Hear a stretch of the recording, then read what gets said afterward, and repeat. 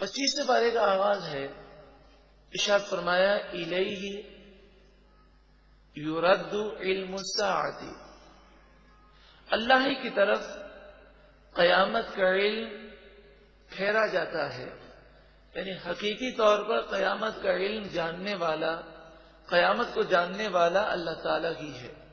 وما تخرج من ثمرات من اکمامها، اور وہ پھل جو اپنے غلاف سے نکلتے ہیں انہیں بھی اللہ جانتا ہے. آپ ایک آم لیں، سیب لیں، کبھی کبھی ایسا ہوتا ہے بظاہر اوپر سے بالکل صحیح ہوتا ہے، اندر دیکھیں تو اس کا ٹیسٹ کبھی اعلیٰ ہوتا ہے، کبھی اعلیٰ نہیں ہوتا، کبھی اندر خراب ہوتا ہے. تو ہم اوپر کو جانتے ہیں جب ہاتھ میں ہم پھل لیتے ہیں، اندر کیا ہے اسے اللہ تعالی جانتا ہے. وما تحمل من انثى ولا تدع، کوئی مادہ چاہے وہ عورت ہو یا اس کے علاوہ کوئی مادہ ہو، وہ جو اپنے پیٹ میں بچے کو اٹھاتی ہے اور جس بچے کو وہ جنتی ہے، جس بچے کی ولادت ہوتی ہے، وہ سب الا بعلمہ، اللہ کے علم کے مطابق ہوتا ہے. اب یہاں پر یہ بات یاد رکھیں، تفسیر خازن میں علامہ خازن علیہ رحمہ فرماتے ہیں کہ قیامت کا علم اور ان باتوں کا جن کا ذکر کیا گیا اس کا علم اللہ کے پاس ہے. لیکن سوال یہ پیدا ہوتا ہے کہ اگر آپ احادیث طیبہ کو پڑھیں اور تفاسیر کو پڑھیں اور بزرگان دین کے واقعات کو دیکھیں تو کئی ایسے واقعات ہیں کہ بزرگان دین نے ماں کے پیٹ میں کیا ہے وہ بتایا، اور ایسے بھی دلائل ہیں جس سے معلوم ہوتا ہے کہ رسول اللہ صلی اللہ علیہ وسلم کو قیامت کا علم ہے. اللہ تعالیٰ نے اپنے نیک بندوں کو جو علم عطا فرمایا اس کا ذکر مختلف احادیث اور واقعات میں ہے. تو علامہ خازن علیہ رحمہ فرماتے ہیں اصل میں بات یہ ہے کہ انبیاء اور اولیاء کو جو علم ہے یہ کہاں سے ہے؟ اللہ کی عطا سے ہے. تو حقیقی علم تو اللہ ہی کا ہوا. تو انبیاء اور اولیاء کو جو علم ہے وہ اللہ نے عطا کیا ہے. مثال کے طور پر اگر میرے پاس کوئی چیز ہے اور میں اگر کسی کو گفٹ دیتا ہوں تو حقیقی طور پر تو وہ چیز میری ہوئی نا، میں نے اپنی مرضی سے کسی کو گفٹ کی. لیکن ہم جب کسی کو گفٹ کوئی چیز کرتے ہیں، اب وہ جو چاہے کرے، ہمارا اس پر اختیار نہیں ہوتا. لیکن اللہ کے نیک بندے اللہ کے حکم کے مطابق ہر عمل کرتے ہیں اور ہر کام ان کا بھی باذن اللہ ہوتا ہے. تو جب یہ بات موجود ہے تو حقیقی طور پر علم کے خزانے اللہ ہی کے پاس ہیں، وہ جسے چاہے عطا فرمائے.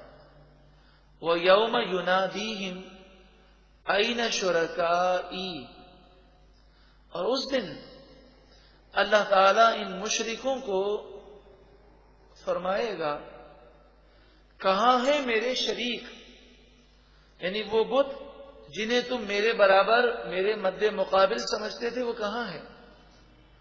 قالوا، وہ کہیں گے آذناک، اے پروردگار ہم تجھے کہہ چکے، ما منا من شہید، ہم میں سے کوئی شہید نہیں، یعنی گواہ نہیں. مراد یہ ہے کہ پروردگار ہم تو بت پرست تھے ہی نہیں، ہم نے تو کبھی شرک کیا ہی نہیں، اور ہم شرک پر کوئی گواہی دینے والے نہیں ہیں. تو وحدہ لا شریک ہے، تیرے سوا کوئی معبود ہی نہیں. وہاں پر وہ جھوٹ بولیں گے، لیکن اس وقت ان کی زبانوں پر مہر لگا دی جائے گی اور جسم کے اعضاء ان کے جھوٹ کا ذکر کریں گے. وَضَلَّ عَنْهُمْ مَا كَانُوا يَدْعُونَ مِن قَبْلُ، اس قیامت کے دن سے پہلے جن بتوں کی وہ پوجا کرتے تھے وہ بت ان سے گم ہو گئے، اب وہ ان کے کام نہیں آ رہے، اور دنیا کے اندر بھی یہ کسی کام کے نہ تھے، مگر وہ یہ سمجھتے تھے کہ یہ بعد میں کام آئیں گے. لیکن یہ بت ان کے لیے کام نہ آئے کیونکہ یہ پتھر کے بے جان ہے. اور پھر اللہ کے علاوہ کسی اور کی پوجا کرنا در حقیقت اپنے آپ کو تباہ کرنا ہے. وَظَنُّوا مَا لَهُم مِّن مَّحِيصٍ، اور انہوں نے یہ گمان کیا کہ ان کے لیے اب بھاگنے کی کوئی جگہ نہیں ہے. جب کل بروز قیامت یہ پکڑ لیے جائیں گے تو اب وہ کہیں گے کہ اب نجات کی کوئی راہ اور صورت نظر نہیں آتی. اب جو آیات ہیں اس میں انسان کی اس کیفیت کو بیان کیا گیا کہ انسان کیسا عجیب ہے. اگر قرآن و حدیث کے نور سے منور نہ ہو تو اس کی سوچ بڑی عجیب و غریب ہوتی ہے، اور اس قدر انسان نچلے طبقے میں چلا جاتا ہے کہ وہ انسانیت کے مقام سے گر جاتا ہے. کہ انسان بڑی دعائیں مانگتا ہے، اللہ تعالی سے بھلائی مانگتا ہے، مال مانگتا ہے، لیکن جتنا بھی مال ہو جائے اس سے اس کا پیٹ نہیں بھرتا، وہ مانگتا ہی رہتا ہے. لیکن کبھی اس پر کوئی مصیبت آ جائے تو فوراً وہ ناشکری کرتا ہے، اللہ تعالیٰ کی بے ادبی کرتا ہے، اور شکوہ شکایات کر کے کفریات بک کر ایمان سے بسا اوقات خارج ہو جاتا ہے. اور جو کافر ہے اس کا تو ایمان سے کوئی تعلق ہی نہیں، وہ تو بہت بڑا ناشکرا ہوتا ہے.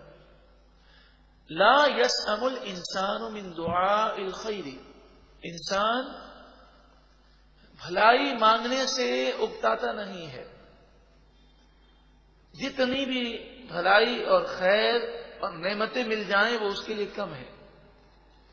انسان بھلائی کی دعا کرنے سے اکتاتا نہیں ہے، تھکتا نہیں ہے. وَإِن مَسَّهُ الشَّرُّ، اور اگر اسے کوئی برائی پہنچے، فَيَئُوسٌ قَنُوطٌ، تو اس وقت وہ نا امید ہو جاتا ہے اور اس کی آس ٹوٹ جاتی ہے اور بے ادبیاں کرنے لگتا ہے.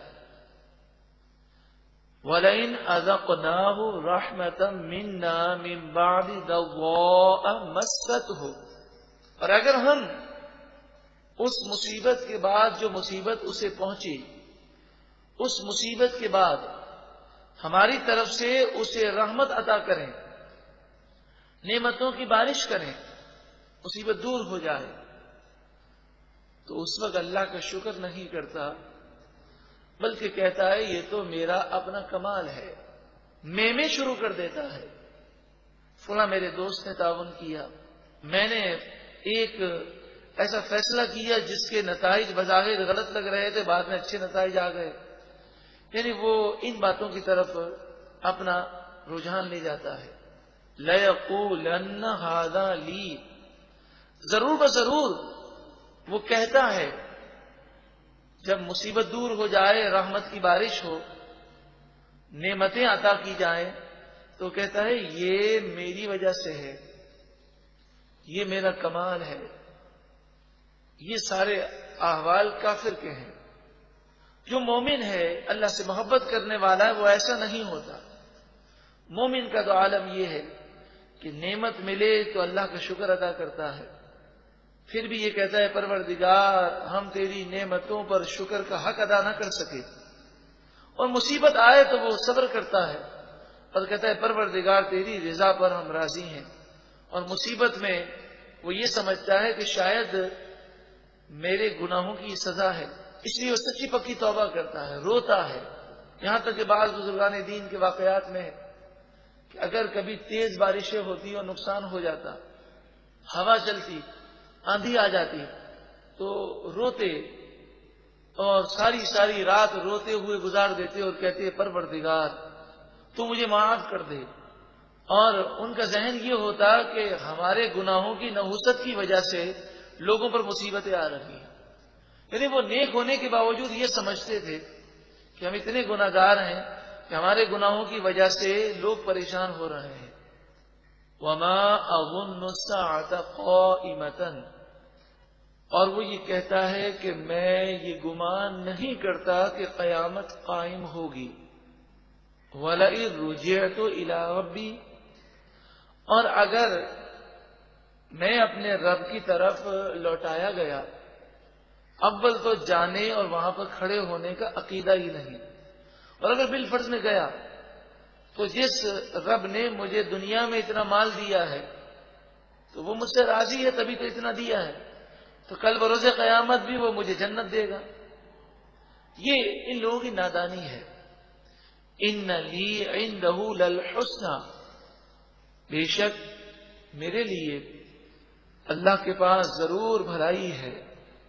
یہ من گھڑت خیالات ہیں۔ قرآن نے تو ایک درس دیا کہ ایمان لائے، اچھے عمل کرے، اس کے لیے جنت کی بہاریں ہیں۔ لوگوں نے اپنے طور پر خیالات بنا لیے۔ جو قیامت کو نہیں مانتے انہوں نے یہ کہا کہ قیامت قائم ہی نہیں ہوگی، ہوگی تو جنت میں جائیں گے، اور جو قیامت کو مانتے ہیں انہوں نے کہا کہ ڈرانے والی باتیں مت کرو، اللہ بڑا غفور و رحیم ہے، ہم چاہے کچھ بھی کریں ہم تو سیدھے جنتی ہیں۔ اور ایسے کئی واقعات ہیں۔ ہمارے ایک جاننے والے ہیں، انہوں نے مجھے بتایا کہ ایک ڈاکو کو انہوں نے نصیحت کی، انہوں نے کہا کہ آپ توبہ کریں، یہ آپ کیا کام کرتے ہیں، ڈاکہ زنی یہ گناہ ہے۔ تو انہوں نے کہا کہ آپ اسے گناہ تو کہہ رہے ہیں لیکن آپ ہماری مجبوری دیکھیں، ہم اگر ڈاکہ زنی نہ کریں تو کیا کمائیں، یہ تو ہمارا روزگار ہے، نعوذ باللہ من ذالک، اور ہم تو ان مالداروں کو لوٹتے ہیں جنہوں نے ناجائز اور حرام طریقے سے غریبوں کے خون پسینے کو انہوں نے نچوڑا ہے، ہم تو یہ مال اللہ کی راہ میں دیتے ہیں اور غریبوں کی مدد کرتے ہیں، اللہ بڑا غفور رحیم ہے۔ یہ الفاظ اور اس مفہوم کی باتیں ڈاکو نے کہیں، یعنی شیطان نے ایک ایسا ذہن بنا دیا ہے کہ ڈاکو بھی یہ کہتا ہے کہ اللہ غفور رحیم ہے، میں تو ڈائریکٹ جنت میں جاؤں گا، اللہ غفور رحیم ہے، اس سے تو انکار ہی نہیں ہے۔ لیکن جو تصور آخرت دیا گیا اس کا مقصد کیا تھا؟ اس کا مقصد یہ ہے کہ آخرت کے تصور کی وجہ سے ہر ایک کو خوف پیدا ہو اور بندہ گناہ نہ کرے۔ اگر یہ تصور کی حیثیت اور اس کی بنیاد ہی ہمارے ذہنوں سے گم ہو جائے تو پھر تصور آخرت ہونے کے باوجود انسان گناہوں سے بچتا نہیں ہے۔ آج اس معاشرے میں جتنے گناہ ہوتے ہیں، چوری، ڈکیتیاں، مسلمانوں پہ ظلم کرنا، ماں باپ کی نافرمانی کرنا، پڑوسیوں اور رشتہ داروں کو تکلیفیں دینا، جھوٹ بولنا، غیبتیں کرنا، وعدہ خلافی کرنا، نمازیں چھوڑ دینا، جتنے گناہ ہوتے ہیں اگر اس کی بنیاد کو دیکھیں تو اکثر یہ بنیاد ہے کہ گناہ کرنے والے کے دل میں یہ بات ہوتی ہے کہ رب العالمین بڑا غفور الرحیم ہے، میں کچھ بھی کر لوں میں تو جنتی ہوں۔ یہ تصور جب دل میں بیٹھ جاتا ہے تو بڑے سے بڑا گناہ کرنے کو تیار ہو جاتا ہے۔ نبی اکرم صلی اللہ علیہ وآلہ وسلم نے اس شخص کو احمق قرار دیا۔ حدیث پاک میں فرمایا سب سے بڑا احمق، جس کو ہماری اصطلاح میں بے وقوف کہتے ہیں، نادان کہتے ہیں۔ اب آپ بتائیے کسی شخص کو کوئی یہ کہے کہ اے بے وقوف، تو اسے کتنا غصہ آئے گا، لیکن رسول اللہ صلی اللہ علیہ وسلم فرماتے ہیں سب سے بڑا احمق، نادان اور بے وقوف ہے وہ شخص کہ جو عمل تو جہنم میں جانے والے کرے اور کہے میں جنت میں جاؤں گا۔ عقل مند وہ شخص ہے کہ عمل جنت والے کرے پھر بھی جہنم کے خوف سے رویا کرے، وہ کہے میرا بھروسہ اللہ کی ذات پر ہے، اس کی رحمت پر مجھے امید ہے، اپنے اعمال پر اس کو بھروسہ نہ ہو، تو وہ عقل مند ہے۔ ان لی عندہ للحسنی، بے شک میرے لیے میرے رب کے پاس ضرور بھلائیاں ہیں، اگر قیامت قائم ہوئی تو میں جنت میں جاؤں گا۔ یہ سوچ قرآن مجید فرقان حمید نے بیان کی کہ بعض لوگوں کی یہ سوچ ہے، فَلَنُنَبِّئَنَّ، بس ضرور بضرور ہم خبر کریں گے، بتائیں گے، الذین کفروا، کافروں کو، بما عملوا، جو انہوں نے کام کیے، انہیں بتائیں گے کہ برے کام کا انجام بہت برا ہے، وَلَنُذِيقَنَّهُمْ، اور ضرور بضرور ہم انہیں مزہ چکھائیں گے، من عذاب غلیظ، سخت ترین عذاب کا۔ انسان کس قدر ناشکرا ہے، اگر تندرست ہو تو اسے اللہ یاد نہیں آتا، نعمتوں کی فراوانی ہو، سب کچھ سیٹ ہو، تو وہ اللہ کو بھول جاتا ہے، اور جب پریشان ہوتا ہے تو لمبی چوڑی دعائیں کرتا ہے، اللہ کو بہت یاد کرتا ہے۔ آقا دو جہاں صلی اللہ علیہ وآلہ وسلم نے فرمایا، ترمذی شریف میں حدیث پاک موجود ہے، آپ نے فرمایا جو یہ چاہتا ہو کہ اللہ تعالیٰ مصیبت میں اس کی دعائیں قبول کرے، اسے چاہیے کہ نعمتوں کے ایام میں، خوشحالی کے ایام میں بھی اللہ سے دعائیں مانگے، اللہ کو یاد کرے اور اللہ کی نافرمانی نہ کرے۔ وَإِذَا أَنْعَمْنَا عَلَى الْإِنسَانِ أَعْرَضَ، اور جب ہم انسان پر نعمت فرماتے ہیں، انعام فرماتے ہیں، تو وہ اعراض کر لیتا ہے۔ وَنَأَىٰ بِجَانِبِهِ، اور ایک جانب وہ رخ کر لیتا ہے، وہ اپنی طرف دور ہٹ جاتا ہے، یعنی اللہ کی یاد اس کے دل میں باقی نہیں رہتی۔ اور اکثر دیکھا گیا ہے کہ اکثر گناہ خوشحالی کے ایام میں، خوشی کے موقع پر کیے جاتے ہیں۔ وَإِذَا مَسَّهُ الشَّرُّ، اور جب برائی اسے پہنچتی ہے، مصیبت اسے پہنچتی ہے، فَذُو دُعَاءٍ عَرِيضٍ، پھر لمبی چوڑی دعائیں کرتا ہے۔ عریض کے معنی لمبی چوڑی، لمبی چوڑی دعائیں مانگتا ہے، خوب اللہ کو یاد کرتا ہے، لیکن پھر جب مصیبت دور ہوتی ہے، خوشی کا موقع ہوتا ہے، تو پھر کہتا ہے کہ خوشی کا موقع ہے۔ ارے خوشی کے موقع پر سب چلتا ہے، نعوذ باللہ من ذالک۔ حالانکہ روایتوں میں موجود ہے، اگر آپ خوشی کے موقع کو لمبا کرنا چاہتے ہیں، یہ خوشیاں طویل ہو جائیں، تو خوشی کے موقع پر اللہ کی نافرمانی نہ کریں، گانے باجے، بے پردگی اور ایسے موقع پر گناہ کرنا، ہندوانہ رسم و رواج کرنا، یا انگریزوں، یہود و نصارہ کی تہذیب، کلچر اور ان کے تمدن کو اپنانا، یہ بہت بڑی نادانی ہے۔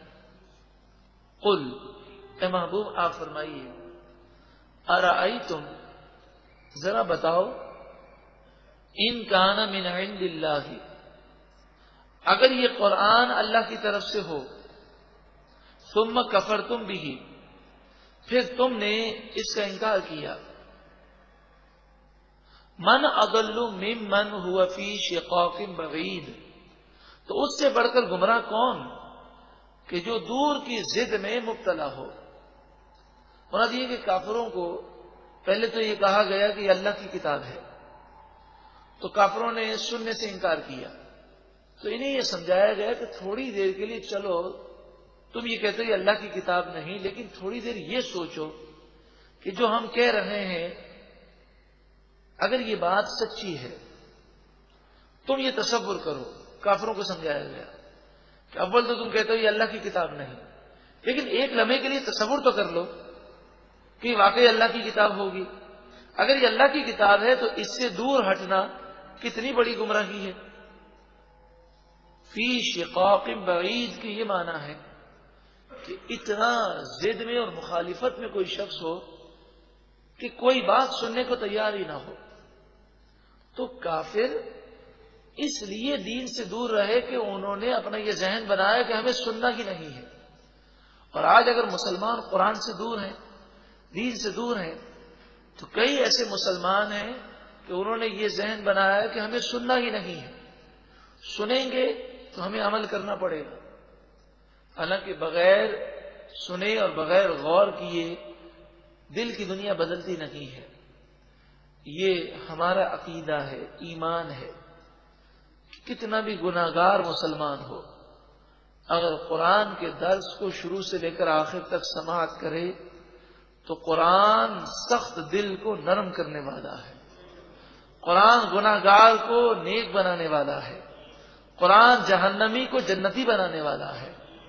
تو اتنا پیارا کلام ہے، مگر غور کون کرے؟ شیطان نے ان کے ذہنوں میں یہ بات ڈال دی، ہمیں سننا ہی نہیں ہے۔ سنریہم آیاتنا فی الآفاق، ان قریب ہم انہیں اپنی نشانیاں آفاق میں کائنات میں دکھائیں گے. یعنی کافروں سے کہا گیا کہ مسلمان اب فتوحات حاصل کریں گے اور یہ نشانیاں یہ کافر دیکھیں گے. وفی انفسہم، اور خود ان کی جانوں میں ہم نشانیاں دکھائیں گے کہ ان کے دل کفر کی وجہ سے پریشان ہوں گے، بے سکونی بے اطمینانی ہوگی، اور آخرکار یہ شکست پا کر کچھ قتل کر دیے جائیں گے اور کچھ مغلوب ہو کر قیدی بنا دیے جائیں گے. حتیٰ یہاں تک کہ یتبین لہم، ان پر ظاہر ہو جائے گا، انہ الحق، بے شک یہ کلام سچا کلام ہے، یہ دین سچا دین ہے. اولم یکفی بربک، کیا یہ بات کافی نہیں؟ انہ علی کل شیء شہید، کیا اللہ سے ڈرنے کے لیے یہ بات کافی نہیں؟ بے شک اللہ تعالی ہر چیز پر گواہ ہے، دیکھ رہا ہے، وہ نگہبان ہے. پھر بھی لوگ اللہ سے نہیں ڈرتے. الا سن لو، انہم فی مریۃ من لقاء ربہم، بے شک یہ کافر اپنے رب سے ملاقات کے بارے میں شک کرتے ہیں، شک میں مبتلا ہیں. ان کا عقیدہ نہیں کہ ہم اپنے رب سے ملیں گے. چلیں وہ تو شک میں مبتلا ہیں، مسلمان کو تو کوئی شک نہیں، مسلمان تو یقین رکھتا ہے، مگر دنیا کی محبت اس قدر غالب ہے کہ ہماری اس طرف توجہ نہیں ہے. الا سن لو، انہ، بے شک وہ اللہ تعالی بکل شیء محیط، ہر چیز کو گھیرنے والا ہے. یعنی اس کی پکڑ سے کوئی چیز باہر نہیں ہے. وہ جب ڈھیل ختم فرما دے تو کسی کی جرت نہیں کہ اس کی مشیت کے بغیر ایک قدم بھی اٹھا سکے. اللہ رب العالمین ہمیں اپنا خوف عطا فرمائے اور گناہوں سے بچنے کی توفیق عطا فرمائے. ایک مرتبہ محبت کے ساتھ درود و سلام پڑھیے. اللہ